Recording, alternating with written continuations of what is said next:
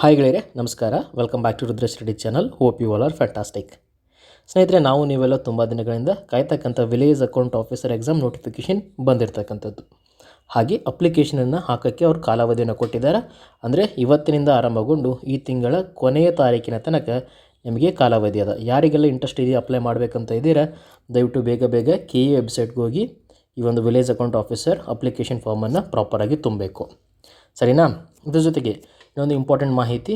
ಇವತ್ತಿನಿಂದ ಎಕ್ಸಾಮ್ ಬರೆಯೋ ತನಕನೂ ನಿಮಗೆಲ್ಲ ಯಾವೆಲ್ಲ ಟಾಪಿಕ್ಸ್ಗಳು ಇಂಪಾರ್ಟೆಂಟ್ ಆಗಿದ್ದಾವೆ ಕನ್ನಡ ವ್ಯಾಕರಣಕ್ಕೆ ಸಂಬಂಧಪಟ್ಟಿರೋದು ನಾನು ಪ್ರತಿದಿನ ಮಾಡಿಕೊಡ್ತಾ ಹೋಗ್ತೀನಿ. ರೈಟ್? ಅಫ್ಕೋರ್ಸ್ ನೀವೆಲ್ಲ last year village account officer exam ಟೈಮಲ್ಲೂ ಕೂಡ ವಿಡಿಯೋಗಳನ್ನು ನೋಡಿದ್ದೀರಾ, ಅಪ್ರಿಷಿಯೇಟ್ ಕೂಡ ಮಾಡಿದ್ದೀರಾ. ಹಲವಾರು ಪ್ರಶ್ನೆಗಳು ನಮ್ಮ ವಿಡಿಯೋಸಿಂದ ಬಂದಿದ್ದಾವಂತೂ ಕೂಡ ಹೇಳಿದ್ದಾರೆ. ಅದೇ ರೀತಿಯಾಗಿ ಇವಾಗಿನ ಟ್ರೆಂಡ್ ಹೆಂಗಿದೆ, KEದವರು ಯಾವ ರೀತಿ ಪ್ರಶ್ನೆಗಳನ್ನು ಕೇಳ್ತಾ ಇದ್ದಾರೆ, ಲೈಕ್ ಸ್ಟೇಟ್ಮೆಂಟ್ ಬೇಸ್ಡ್ ಅಲ್ವಾ. ಅದನ್ನು ಗಮನದಲ್ಲಿ ಇಟ್ಕೊಂಡ್ಬಿಟ್ಟು ಎಲ್ಲ ಒಂದು ಟಾಪಿಕ್ಸ್ಗಳನ್ನು ನಾನು ನಿಮಗೆ ಕವರ್ ಮಾಡಲಿಕ್ಕೆ ಪ್ರಯತ್ನವನ್ನು ಮಾಡ್ತೀನಿ. ಹಾಗಾದರೆ ಬನ್ನಿ, ಇವತ್ತಿನ ಮೊದಲನೇ ವಿಡಿಯೋ ಬಂದುಬಿಟ್ಟು ಕನ್ನಡದ ವರ್ಣಮಾಲೆಗಳಿಗೆ ಸಂಬಂಧಪಟ್ಟಿರ್ತಕ್ಕಂಥದ್ದು. ಈ ಕಂಪ್ಲೀಟ್ ಕನ್ನಡ ವ್ಯಾಕರಣವನ್ನು ನಾವು ಕನ್ನಡ ವ್ಯಾಕರಣ ದರ್ಪಣ ಪುಸ್ತಕದಿಂದ ಕಲಿತಾ ಹೋಗೋಣ. Okay, one of the important Kannada ವ್ಯಾಕರಣ ಬುಕ್ ಇದು. ಡಿಟೇಲ್ಡ್ ಆಗಿರ್ತಕ್ಕಂಥ ಮಾಹಿತಿ, ಹಲವಾರು ಎಕ್ಸಾಂಪಲ್ಸ್ಗಳು ಪ್ರತಿಯೊಂದು ಟಾಪಿಕ್ ಮೇಲೆ. ಇದನ್ನು ನೀವು ಪ್ರಾಪರಾಗಿ ನೋಡ್ಕೊಂಡ್ಬಿಟ್ರೆ ಮುಗಿದೋಯ್ತು. ಕಂಪ್ಲೀಟ್ ಕನ್ನಡ ವ್ಯಾಕರಣ ನಿಮ್ಮ ಪೇಪರ್ 2ನಲ್ಲಿ ಏನು 30 ಅಂಕ ಬರ್ತದಲ್ಲ ಕನ್ನಡ ವ್ಯಾಕರಣಕ್ಕೆ ಸಂಬಂಧಪಟ್ಟಿರೋದು ಈಸಿಲಿಯಾಗಿ ನೀವು ಪಡ್ಕೋಬೋದು, ಇನ್ ಕೇಸ್ ನೀವು ಕನ್ನಡ ವ್ಯಾಕರಣ ದರ್ಪಣ ಪುಸ್ತಕವನ್ನು ಪ್ರಾಪರಾಗಿ ಓದಿದರೆ. ಆ ಕಂಪ್ಲೀಟ್ ಪುಸ್ತಕದ ಎಕ್ಸ್ಪ್ಲನೇಷನ್ ನಾನು ವಿಡಿಯೋದಲ್ಲಿ ನಿಮಗೆ ಸಿಗ್ತಾ ಹೋಗ್ತದೆ. ಇವತ್ತಿನದು ಮೊದಲನೇ ವಿಡಿಯೋ. ಇವತ್ತು ನಾವು ಅಧ್ಯಯನ ಮಾಡ್ತಕ್ಕಂಥದ್ದು ಕನ್ನಡದ ವರ್ಣಮಾಲೆಗಳ ಬಗ್ಗೆ. Let start. ನಾವು ಮಾತನಾಡುವ ಮಾತುಗಳೆಲ್ಲ ವಾಕ್ಯಗಳಾಗಿರುತ್ತವೆ. ವಾಕ್ಯಗಳು ಪದಗಳಿಂದ ಕೂಡಿರುತ್ತವೆ. ಪದಗಳು ಅಕ್ಷರಗಳಿಂದ ಕೂಡಿರುತ್ತವೆ. ಅವ್ರಲ್ಲಿ ಹೇಳ್ತಕ್ಕಂಥದ್ದು, ನೀವೆಲ್ಲ ಸಾಮಾನ್ಯವಾಗಿ ಯಾವುದೇ ಒಂದು ವಾಕ್ಯವನ್ನು ಹೇಳಿದರು. ಫಾರ್ ಎಕ್ಸಾಂಪಲ್, ನಾನು ಶಾಲೆಗೆ ಹೋಗುತ್ತೇನೆ, ನಾನು ಊಟ ಮಾಡಿದೆ, ಅವನು ಅಲ್ಲಿಂದ ಬಂದ, ನಾನು ನಾಳೆ ಊರಿಗೆ ಹೋಗುತ್ತೇನೆ, ಎಲ್ಲವನ್ನು ಏನಂತ ಕರಿತೀವಿ ನಾವು? ವಾಕ್ಯ ಅಂತ ಕರಿತೀವಿ. ಪ್ರತಿಯೊಂದು ವಾಕ್ಯಗಳು ಹಲವಾರು ಪದಗಳಿಂದ ಕೂಡಿರ್ತಕ್ಕಂಥದ್ದು. ಪ್ರತಿಯೊಂದು ಪದಗಳು ಹಲವಾರು ಅಕ್ಷರಗಳಿಂದ ಕೂಡಿರ್ತಕ್ಕಂಥದ್ದು.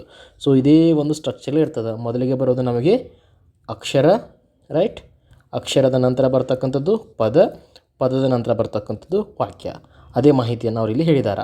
ಮಾತನಾಡುವ ಮಾತುಗಳೆಲ್ಲ ವಾಕ್ಯ, ಅದರ ನಂತರ ಪದಗಳು, ಕೊನೆಗೆ ಅಕ್ಷರ.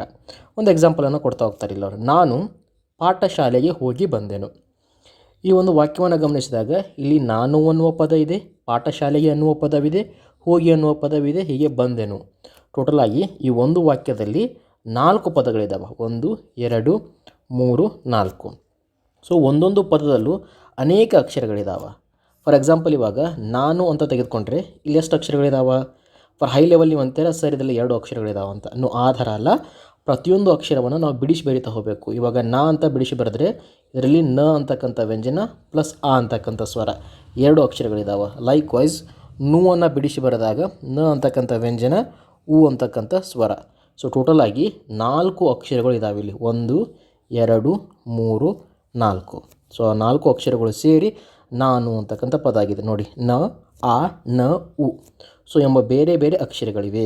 ಇಲ್ಲಿ ನಾವು ಕನ್ನಡ ಭಾಷೆಯನ್ನು ಮಾತನಾಡುವಾಗ ಇಂತಹ 50 ಅಕ್ಷರಗಳನ್ನು ಬಳಸುತ್ತೇವೆ. ಇದು ತುಂಬಾ ಹಿಂದ್ಗಡೆಯಿಂದ ಪ್ರಿಂಟ್ ಆಗಿರ್ತಕ್ಕಂಥ ಪುಸ್ತಕ ಹಿಂದಿನ ಕಾಲದಲ್ಲಿ. ಅದಕ್ಕೆ 50 ಅಕ್ಷರಗಳಿಂದ ಇದ್ದಾವೆ. ಬಟ್ ಸದ್ಯಕ್ಕೆ ನಾವು ಬಳಕೆಯಲ್ಲಿ ಇರ್ತಕ್ಕಂಥ ಅಕ್ಷರಗಳನ್ನು ನೋಡ್ತಾ ಹೋದರೆ 49. ರು ಅನ್ನು ನಾವು ವ್ಯಾಕರಣದಿಂದ ಕೈ ಬಿಟ್ಟಿದ್ದೇವೆ. ದೊಡ್ಡ ರುವನ್ನು, ಸಣ್ಣ ರು ಇದೆ ಬಟ್ ದೊಡ್ಡ ರು ಇಲ್ಲ. ಎಕ್ಸಾಮಲ್ಲಿ ಎಷ್ಟಿದಪ್ಪ ಕನ್ನಡ ವರ್ಣಮಾಲೆಗಳು ಅಂತ ಕೇಳಿದಾಗ 49 ಅಂತ ಹೇಳಬೇಕು ಸ್ನೇಹಿತರೆ ನೀವು. ಸರಿನಾ?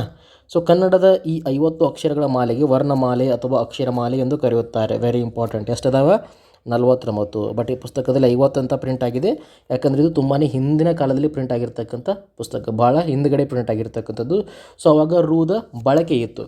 ಇವನ್ ಈ ಒಂದು ಪುಸ್ತಕದಲ್ಲಿ ಮುಂದೆ ಕೊಡ್ತಾ ಹೋಗ್ತಾರೆ ನಿಮಗೆ ರೂವಿನ ಒಂದು ಪ್ರಾಮುಖ್ಯತೆ ಎಲ್ಲೂ ಇಲ್ಲ. ಈ ಒಂದು ಅಕ್ಷರವನ್ನು ಬಳಕೆ ಮಾಡ್ಕೊಂಡ್ಬಿಟ್ಟು ಯಾವುದೇ ಒಂದು ಪದಗಳನ್ನಾಗಲಿ ವಾಕ್ಯಗಳನ್ನಾಗಲಿ ನಾವು ರಚನೆ ಮಾಡೋದಿಲ್ಲ, ಇದನ್ನು ಬಳಸದೇ ಇದ್ರೂ ನಡೀತದೆ ಅಂತ ಇಲ್ಲಿ ಕೊಡ್ತಾರೆ. ಕೆಳಗಡೆ ಇದೆ ಇದು. ಮುಂದೆ ಅದನ್ನು ಬೇಡ ಅಂತ ಕನ್ನಡ ವ್ಯಾಕರಣದಿಂದ ಕೂಡ ತೆಗೆದು ಹಾಕಿದ್ದಾರೆ. ಅದಕ್ಕೆ ಇಷ್ಟನ್ನು ಅರ್ಥ ಮಾಡ್ಕೊಳ್ಳಿ. ಅಕ್ಷರ, ನೆಕ್ಸ್ಟ್ ಪದ, ಆಮೇಲೆ ವಾಕ್ಯ. ಕನ್ನಡದಲ್ಲಿರ್ತಕ್ಕಂಥ ಒಟ್ಟು ಅಕ್ಷರಗಳ ಸಂಖ್ಯೆ 49. ನೆಕ್ಸ್ಟ್ ಇಲ್ಲಿ ಪಾಠಶಾಲೆ ಎಂಬ ಪದವನ್ನು ಗಮನಿಸ್ತಾ ಹೋದರೆ ಇಲ್ಲಿ ಎಷ್ಟು ಅಕ್ಷರಗಳಿದ್ದಾವೆ? ಎಕ್ಸಾಮಲ್ಲಿ ಬಂತಪ್ಪ ಪಾಠಶಾಲೆಯಲ್ಲಿ ಇರ್ತಕ್ಕಂಥ ಅಕ್ಷರಗಳು ನಿಮಗೆ ನೋಡಿದರೆ ಏನು ಅನಿಸ್ತದೆ? 4 ಇದಾವೆ ಅನಿಸ್ತದೆ. ಡೆಫಿನೆಟಾಗಿ ಆಪ್ಷನಲ್ಲಿ ಈ ಒಂದು ಆಪ್ಷನನ್ನು ಕೊಟ್ಟಿರ್ತಾರೆ 4 ಅಂತ. ಬಟ್ ಅದು 100% ತಪ್ಪಾಗ್ತದೆ. ಯಾಕಂದರೆ ನೀವು ಪಾನ ಬಿಡಿಸಿ ಬರಿಬೇಕು, ಟನ ಬಿಡಿಸಬೇಕು, ಅದೇ ರೀತಿ ಶಾನ ಬಿಡಿಸಬೇಕು, ಅದೇ ರೀತಿ ಲೇಯನ್ನು. ಪ್ರತಿಯೊಂದು ಅಕ್ಷರಗಳಲ್ಲಿ ಇಲ್ಲಿ ಏನಾಗಿ ಕೊಡ್ತಾ ಇದ್ದಾವೆ? ಪ್ರತಿಯೊಂದರಲ್ಲೂ ಕೂಡ ಸ್ವರಗಳು ಕೂಡ್ಕೋತಾ ಇದ್ದಾವೆ. ಲೈಕ್ ಪ ಪ್ಲಸ್ ಆ ಸೇರಿ ಪ ಆಯಿತು, ಟ ಅನ್ನೋ ವ್ಯಂಜನ ಪ್ಲಸ್ ಅ ಅನ್ನೋ ಸೇರಿ ಟ ಆಯಿತು. ಸೊ 4 ವ್ಯಂಜನ ಪ್ಲಸ್ 4 ಸ್ವರ, ಒಟ್ಟಾರೆಯಾಗಿ 8 ಅಕ್ಷರಗಳಿದಾವ ನೋಡಿ.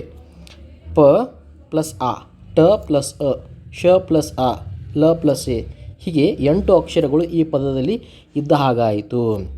ಸೊ ಪ ಟ ಶ ಲ ಈ 4 ಅಕ್ಷರಗಳ ಮುಂದೆ ಆ ಅ ಆ ಎ ಈ ಎಂಬ 4 ಅಕ್ಷರಗಳು ಬಂದಿದ್ದಾವೆ. ಸೊ ಇವು ವ್ಯಂಜನಗಳು, ರೈಟ್. ಸೊ ಇವು ಬಂದ್ಬಿಟ್ಟು ಸ್ವರಗಳು. ಸೊ ಹಾಗಾದರೆ ಉಚ್ಚಾರ ಮಾಡಲು ಆ ಇ ಎ ಎಂಬ ಇತ್ಯಾದಿ ಸ್ವರಗಳು ಬೇಕೇ ಬೇಕು.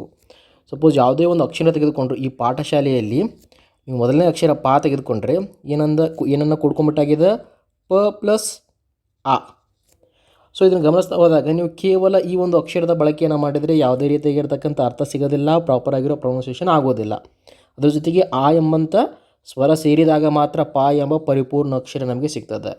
ಸೊ ಅದಕ್ಕೋಸ್ಕರ ಅವರು ಇಲ್ಲಿ ಏನು ಹೇಳ್ತಾ ಇದ್ದಾರೆ ಅಂದರೆ, ಸ್ವರಗಳಂದರೆ ಸ್ವತಂತ್ರವಾಗಿ ಯಾವುದ್ರ ಮೇಲೆ ಡಿಪೆಂಡ್ ಇರಲಾರ್ದೆ ಇರತಕ್ಕಂಥದ್ದು, ಲೈಕ್ ಆ ಈ ಉ. ಸೊ ಇವೆಲ್ಲವನ್ನು ಕೂಡ ನಾವು ಸ್ವರಗಳು ಅಂತ ಕರಿತೀವಿ. ಇವುಗಳು ಯಾವುದ್ರ ಮೇಲೂ ಡಿಪೆಂಡ್ ಆಗಿಲ್ಲ, ವ್ಯಂಜನಗಳು ಅಂತ ಬರ್ತಲ್ಲ ಅವುಗಳ ಮೇಲೆ ಡಿಪೆಂಡ್ ಆಗಿಲ್ಲ. ಸೊ ಹಾಗಾದರೆ ಯಾವೆಲ್ಲ ಅಕ್ಷರಗಳು ಮತ್ತೊಂದು ಅಕ್ಷರದ ಮೇಲೆ ಡಿಪೆಂಡ್ ಆಗಿರೋದಿಲ್ಲ ಅವುಗಳಿಗೆ ನಾವು ಸ್ವರಗಳು ಅಂತ ಕರಿತೀವಿ ಅಂತ ಇಲ್ಲಿ ಹೇಳ್ತಾ ಇದ್ದಾರೆ ಅವರು.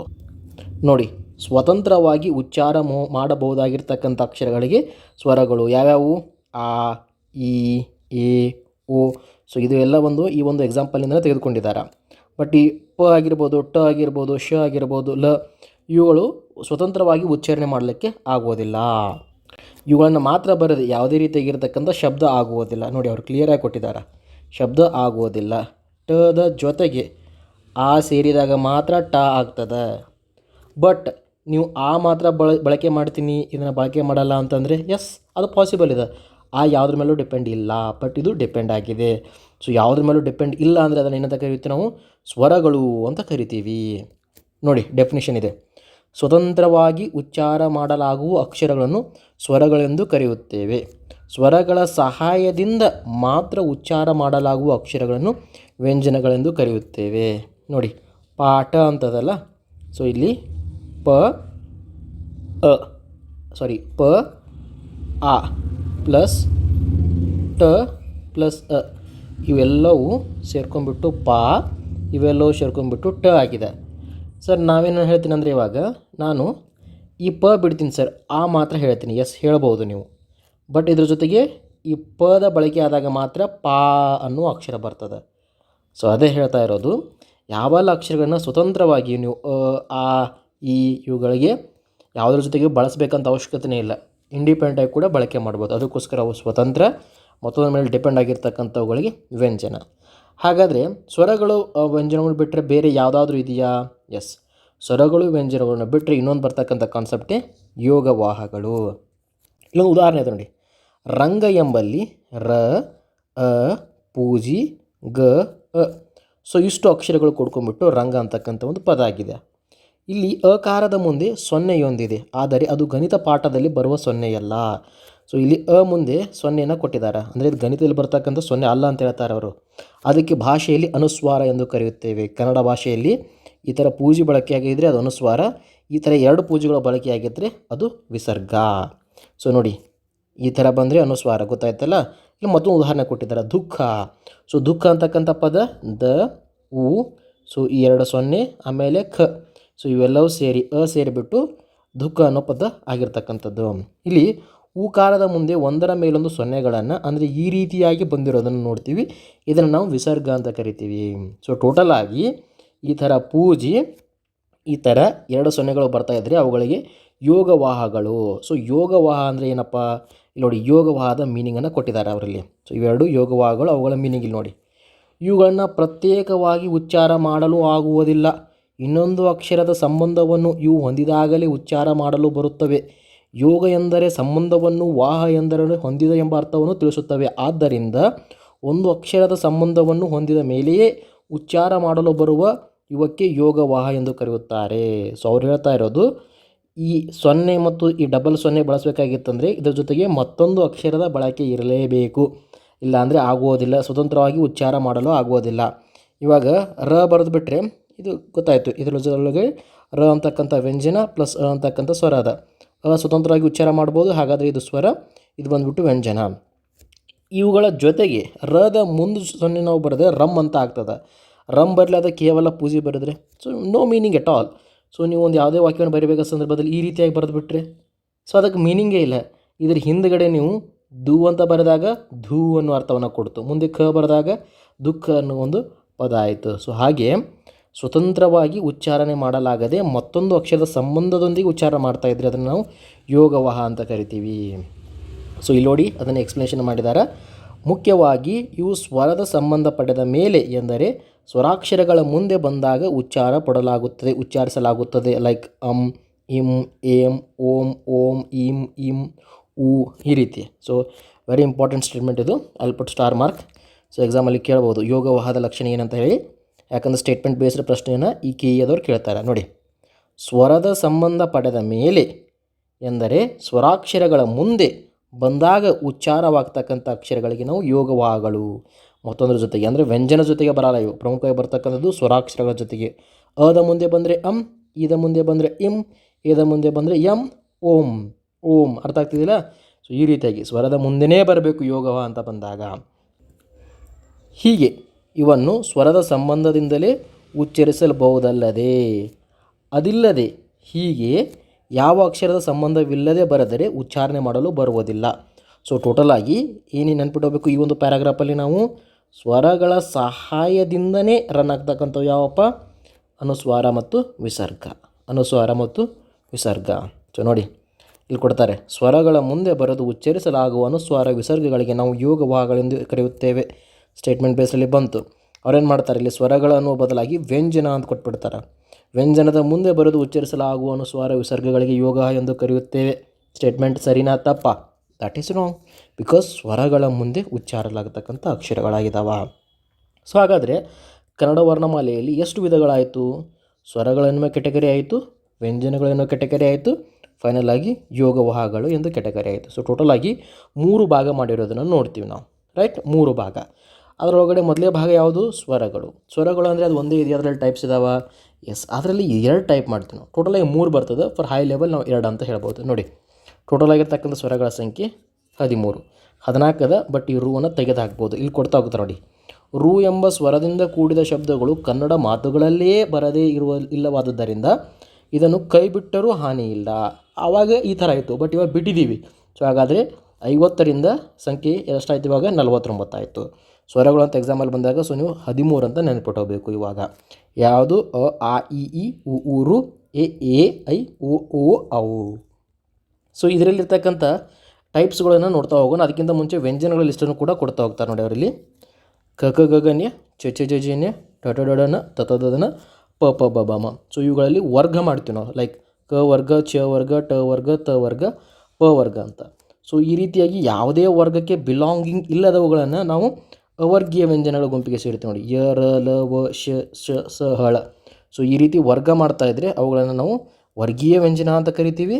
ಯಾವುಗಳನ್ನು ವರ್ಗ ಮಾಡೋಕ್ಕಾಗಲ್ಲ, ಲೈಕ್ ಕ ವರ್ಗ, ಚ ವರ್ಗ, ಟ ವರ್ಗ ಅಂತ, ಅವುಗಳಿಗೆ ಅವರ್ಗೀಯ ವ್ಯಂಜನ ಅಂತ ಕರಿತೀವಿ. ಸೊ ಯೋಗವಾಹಗಳು ಅಂತ ಬಂದಾಗ 2, ಒಂದು ಅನುಸ್ವಾರ, ಒಂದು ವಿಸರ್ಗ, ಟೋಟಲ್ 2.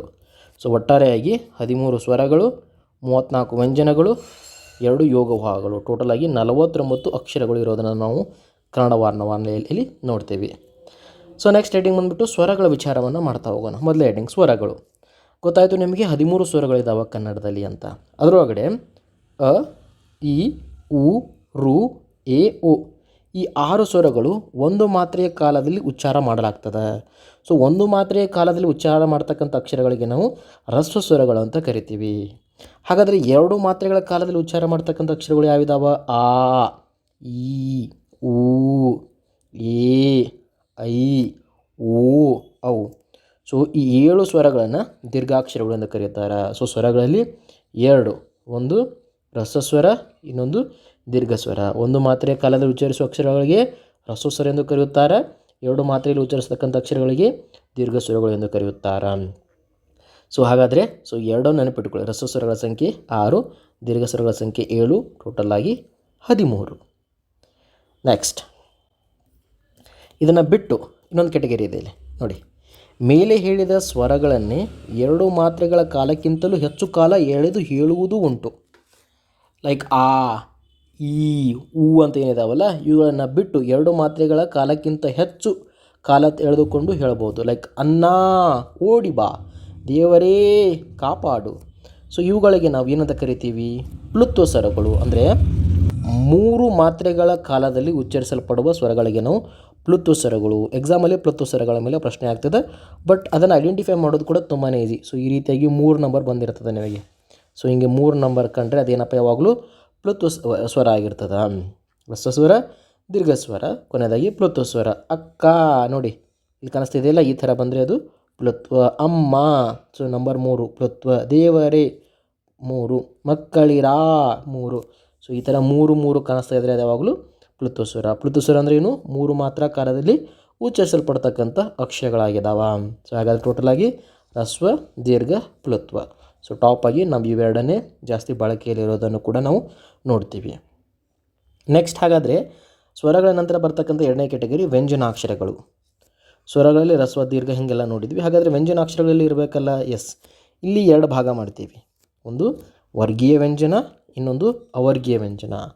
ವರ್ಗೀಯ ವ್ಯಂಜನ ಅಂದರೆ ಏನಪ್ಪ? ವರ್ಗ ಮಾಡ್ಬೋದು. ಲೈಕ್ ಕ ವರ್ಗ, ಚ ವರ್ಗ, ಟ ವರ್ಗ, ತ ವರ್ಗ, ಪ ವರ್ಗ ಅಂತ. ಸೊ ಈ ರೀತಿಯಾಗಿ ವರ್ಗ ಮಾಡಿದರ ಸಂಖ್ಯೆ ಎಷ್ಟು? 25. ಸೊ ಮೊದಲನೇ 25 ವ್ಯಂಜನಗಳನ್ನು ನಾವು ಅಂದರೆ ಖದಿಂದ ಮವರೆಗಿನ ವ್ಯಂಜನಗಳನ್ನು ವರ್ಗೀಯ ವ್ಯಂಜನಗಳು ಅಂತ ಕರಿತೀವಿ.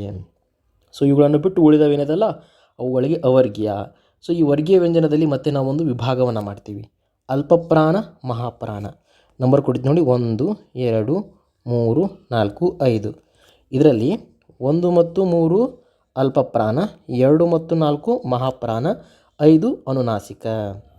ಅಲ್ಪಪ್ರಾಣ ಅಂದರೆ ಕಡಿಮೆ ಉಸಿರಿನಿಂದ ಹೇಳ್ತಕ್ಕಂಥ ಅಕ್ಷರ, ಮಹಾಪ್ರಾಣ ಅಂದರೆ ಹೆಚ್ಚು ಉಸಿರಿನಿಂದ ಹೇಳ್ತಕ್ಕಂಥ ಅಕ್ಷರಗಳು, ಅನುನಾಸಿಕ ಅಂದರೆ ಮೂಗಿನ ಸಹಾಯದಿಂದ ಹೇಳ್ತಕ್ಕಂಥ ಅಕ್ಷರಗಳು. ಸೊ ಈ ರೀತಿಯಾಗಿ ಕೆಟಗರಿ ಇದೆ ಇಲ್ಲಿ ನೋಡಿ. ಪ್ರತಿಯೊಂದು ವರ್ಗದ 1ನೆಯ ಮತ್ತು 3ನೆಯ ವ್ಯಂಜನಗಳಿಗೆ ಅಲ್ಪಪ್ರಾಣಗಳೆಂದು ಕರೆಯುತ್ತಾರೆ. ಪ್ರತಿಯೊಂದು ವರ್ಗದ 2ನೆಯ ಮತ್ತು 4ನೆಯ ವ್ಯಂಜನಗಳಿಗೆ ಮಹಾಪ್ರಾಣಗಳೆಂದು ಕರೆಯುತ್ತಾರೆ. ಸೊ ಈ ಎಲ್ಲವನ್ನು ನೀವು ಸ್ಟೇಟ್ಮೆಂಟ್ ರೀತಿಯಲ್ಲಿ ಓದ್ತಾ ಹೋಗಬೇಕು. ಸೊ ಮೊದಲೇ ಹಾಗೆ ಒಂದು ಪ್ರಶ್ನೆ ಬರೋದು, ಅದಕ್ಕೆ 1 ವರ್ಡ್ ಆನ್ಸರ್. ಸೊ ಆ ಕಾಲ ಹೋಯಿತು, ಆ ಥರದ ಪ್ರಶ್ನೆಗಳು ಇವಾಗ ಬರಲ್ಲ. ಸ್ಟೇಟ್ಮೆಂಟ್ ಬೇಸ್ಡ್ ಇರ್ತದೆ, ಅದ್ರ ತಕ್ಕಂಗೆ ನಾವು ಓದಬೇಕು. ಅನುನಾಸಿಕ ಅಂದರೆ ಪ್ರತಿಯೊಂದು ವರ್ಗದ 5ನೆಯ ವ್ಯಂಜನವು ಅನುನಾಸಿಕವೆನಿಸಿದೆ. ಇವುಗಳ ಉಚ್ಚಾರಣೆಗೆ ಮೂಗಿನ ಸಹಾಯವು ಬೇಕಾಗಿರೋದರಿಂದ ಇದನ್ನು ನಾವು ಅನುನಾಸಿಕ ಎಂದು ಕರೆಯುತ್ತೇವೆ. ಸೊ ಅಲ್ಪಪ್ರಾಣ ಅಂದರೆ ಯಾವುದು? 1, 3. ಮಹಾಪ್ರಾಣ ಅಂದರೆ 2, 4. ಫಸ್ಟ್ ಆಫ್ ಆಲ್ ಅಲ್ಪಪ್ರಾಣ ಅಂದರೆ ಏನಪ್ಪ ಮೀನಿಂಗು? ಅಲ್ಪಪ್ರಾಣ ಎಂದರೆ ಕಡಿಮೆ ಉಸಿರಿನಿಂದ ಉಚ್ಚರಿಸುವ ವ್ಯಂಜನಾಕ್ಷರಗಳು. ಮಹಾಪ್ರಾಣವೆಂದರೆ ಹೆಚ್ಚು ಉಸಿರಿನಿಂದ ಉಚ್ಚರಿಸುವ ಅಕ್ಷರಗಳಿಗೆ ವ್ಯಂಜನಾಕ್ಷರ. ಅನುನಾಸಿಕೆ ಎಂದರೆ ಮೂಗಿನ ಸಹಾಯದಿಂದ. ಸೊ ಈ ರೀತಿ ವಿಧಗಳನ್ನು ಮಾಡಿದ್ದಾರೆ. ಟೋಟಲಾಗಿ 25 ಅಕ್ಷರಗಳನ್ನು ಕ ವರ್ಗ, ಚ ವರ್ಗ, ಟ ವರ್ಗ, ತ ವರ್ಗ ಎಂದು ವಿಭಾಗಿಸಿ ವರ್ಗಾಕ್ಷರಗಳೆಂದು ಹೆಸರಿಟ್ಟಿದ್ದಾರೆ. ಆದರೆ ಯ, ರ, ಲ, ವ, ಶ, ಸ, ಹ, ಳ ಈ 9 ಅಕ್ಷರಗಳನ್ನು ಯಾವುದೇ ವರ್ಗವೂ ಇಲ್ಲ ಎಂದು ಹೇಳುತ್ತಾರೆ. ಯಾವುದೇ ವರ್ಗಕ್ಕೆ ಹಾಕಲಿಕ್ಕೆ ಆಗಲ್ಲ. ಸೊ ವರ್ಗದ ವ್ಯವಸ್ಥೆ ಇವಕ್ಕೆ ಇಲ್ಲದುದರಿಂದ ಇವುಗಳಿಗೆ ಅವರ್ಗೀಯ ವ್ಯಂಜನ ಎಂದು ಕರೆಯುತ್ತಾರೆ. ಯದಿಂದ ಳವರೆಗಿನ 9 ವ್ಯಂಜನಗಳನ್ನು ಅವರ್ಗೀಯ ವ್ಯಂಜನ ಎಂದು ಕರೆಯುತ್ತಾರೆ. ಸೊ ಸ್ವರಗಳು ಗೊತ್ತಾಯಿತು, ವ್ಯಂಜನಗಳು ಗೊತ್ತಾಯಿತು. ಸೊ ಇವೆರಡುಗಳ ಸಹಾಯದಿಂದ ಉಟ್ಕೊಳ್ತಕ್ಕಂಥವು ಯಾವುವು? ಗುಣಿತಾಕ್ಷರಗಳು. ನೋಡಿ, ವ್ಯಂಜನಾಕ್ಷರಗಳನ್ನು ದ, ವ, ರ ಹೀಗೆ ಬರೆದು ಅರ್ಥವತ್ತಾದ ಶಬ್ದಗಳನ್ನು ಮಾಡಲಾಗುವುದೇ ಇಲ್ಲ. ಸೊ ದ, ವ, ರ ಬರೆದ ಏನಾದರೂ ಇದೆಯಾ? ಇಲ್ಲ. ಆದರೆ ಅವುಗಳೆಲ್ಲ ಸ್ವರಗಳು ಸೇರಲೇಬೇಕು. ಅವುಗಳಿಗೆಲ್ಲ ಸ್ವರಗಳು ಸೇರಲೇಬೇಕು. ಲೈಕ್ ಇಲ್ಲಿ ದ ಅದ, ಇಲ್ಲಿ ವ ಅದ, ಇಲ್ಲಿ ರ ಅದ. ನಾನೇನು ಮಾಡ್ತೀನಿ? ಇದಕ್ಕೆ ಎ ಅಂತ ಸ್ವರ ಸೇರಿಸ್ತೀನಿ, ಇದಕ್ಕೆ ಅ ಅಂತ ಸ್ವರ ಸೇರಿಸ್ತೀನಿ, ಇದಕ್ಕೆ ಎ ಅಂತ ಸ್ವರ ಸೇರಿಸ್ತೀನಿ. ಸೊ ದ ಎನ್ನುವ ವ್ಯಂಜನ ಎ ಎನ್ನುವ ಸ್ವರ ಸೇರಿ ಏನಾಯಿತು? ದೇ ಆಯಿತು. ಇದು ವ ಆಯಿತು, ಇದು ರೇ ಆಯಿತು, ದೇವರೇ. ಅಥವಾ ಇಲ್ಲಿ ಉ ಅನ್ನುವ ವ್ಯಂಜನ ಸ್ವರ ಸೇರಿದರೆ ರು, ದೇವರು ಅಂತಾಯಿತು. ಹೀಗೆ ವ್ಯಂಜನಗಳಿಗೆ ಸ್ವರಗಳು ಸೇರಿದಾಗ ಒಂದು ಪ್ರಾಪರ್ ಆಗಿರ್ತಕ್ಕಂಥ ಅಕ್ಷರಗಳು ನಮಗೆ ದೊರೀತಾವನ್ನೋ ಅರ್ಥವನ್ನು ಅವರಲ್ಲಿ ಕೊಡ್ತಾ ಹೋಗ್ತಾರೆ. ದ ಎಂಬ ವ್ಯಂಜನಕ್ಕೆ ಎ ಸೇರಿ ದೇ ಆಯಿತು, ವ ಎಂಬ ವ್ಯಂಜನಕ್ಕೆ ಅ ಸ್ವರ ಸೇರಿ ವ ಆಯಿತು, ರ ಎಂಬ ವ್ಯಂಜನಕ್ಕೆ ಉ ಸೇರಿ ರು ಆಯಿತು. ಹೀಗೆ ಸ್ವರಗಳನ್ನು ಸೇರಿದ ಮೇಲೆಯೇ ದೇವರು ಎಂಬ ಉಚ್ಚಾರ ಮಾಡಲು ಬರುತ್ತದೆ. ಅಥವಾ ಹಿಂದೆ ಸ್ವರವಿದ್ದರೆ ಅದ್, ಅರ್ ಎನ್ನಬಹುದು. ಸೊ ಆಲ್ ಟುಗೆದರ್ ಇದೇ ಬರ್ತಾ ಇದೆ, ವ್ಯಂಜನ ಪ್ಲಸ್ ಸ್ವರ ಸೇರಿ ಒಂದು ಪ್ರಾಪರ್ ಆಗಿರ್ತಕ್ಕಂಥ ಅಕ್ಷರ. ಆ ಅಕ್ಷರವನ್ನು ಏನಂತ ಕರೀತೀವಿ ನಾವು? ಗುಣಿತಾಕ್ಷರ. ನೋಡಿ, ಕ ಎಂಬ ವ್ಯಂಜನಕ್ಕೆ ಅ ಸ್ವರ ಸೇರಿ ಕ, ಆ ಸೇರಿ ಕ, ಈ ಸೇರಿ ಕಿ, ಚ ಪ್ಲಸ್ ಇ ಚಿ, ಚ ಪ್ಲಸ್ ಇ ಛಿ, ತ ಪ್ಲಸ್ ಉ ಥು, ತ ಪ್ಲಸ್ ಉ ಥು. ಸೊ ಟೋಟಲ್ ಇದೆ ಕಾನ್ಸೆಪ್ಟ್, ವ್ಯಂಜನ ಪ್ಲಸ್ ಸ್ವರ ಎರಡು ಸೇರಿ ಒಂದು ಅಕ್ಷರ, ಅದನ್ನು ನಾವು ಗುಣಿತಾಕ್ಷರ ಅಂತ ಕರಿತೀವಿ. ಸೊ ಆಲ್ ಟುಗೆದರ್ ಈ ಎಲ್ಲ ಸ್ವರಗಳು 13 ಸ್ವರಗಳಿದ್ದಾವೆ. ಸೊ 13 ಸ್ವರಗಳು ಟೋಟಲ್ ಆಗಿರ್ತಕ್ಕಂಥ ಈ 34 ವ್ಯಂಜನಗಳೊಂದಿಗೆ ಸೇರಿದಾಗ ಎಷ್ಟು ಬರ್ತಾವೆ, ಅದು ಟೋಟಲ್ ಆಗಿರ್ತಕ್ಕಂಥ ಗುಣಿತಾಕ್ಷರಗಳ ಸಂಖ್ಯೆ ನಮ್ಮ ಕನ್ನಡದಲ್ಲಿ. ವ್ಯಂಜನಗಳಿಗೆ ಸ್ವರಗಳು ಸೇರಿ ಗುಣಿತಾಕ್ಷರಗಳು ಎನಿಸುತ್ತವೆ. ಅರ್ಥ ಆಗ್ತಿದೆಯಲ್ಲ? ಸೊ ಇದಿಷ್ಟು ಮಾಹಿತಿ ನಮಗೆ ಸ್ವರಗಳ ಬಗ್ಗೆ, ವ್ಯಂಜನಗಳ ಬಗ್ಗೆ, ಗುಣಿತಾಕ್ಷರಗಳ ಬಗ್ಗೆ. ಹೋಪ್ ನಿಮಗೆ ವಿಡಿಯೋ ಇಷ್ಟ ಆಯಿತು ಅಂತ ಅಂದ್ಕೊತೀನಿ. ಇದರ ಮುಂದುವರೆದ ಭಾಗವಾಗಿರ್ತಕ್ಕಂಥ ಸಂಯುಕ್ತಾಕ್ಷರಗಳ ಬಗ್ಗೆ ನಾಳಿನ ಒಂದು ವಿಡಿಯೋದಲ್ಲಿ ನಾವು ಕಲಿತಾ ಹೋಗೋಣ. ಸೊ ಪ್ರತಿಯೊಂದು ದಿನದಲ್ಲಿ ಒಂದೊಂದು ಕಾನ್ಸೆಪ್ಟ್, ಸೊ ಎಕ್ಸಾಮ್ ಅನ್ನೋಷ್ಟರಲ್ಲಿ ಕಂಪ್ಲೀಟ್ ಕನ್ನಡ ವ್ಯಾಕರಣ ನಿಮಗೆ ಕಲಿಯೋ ಹಾಗೆ ಆಗ್ತದೆ. ಅರ್ಥ ಆಗ್ತಿದ್ದಿಲ್ಲ? So thank you so much for watching till the end and bye for now.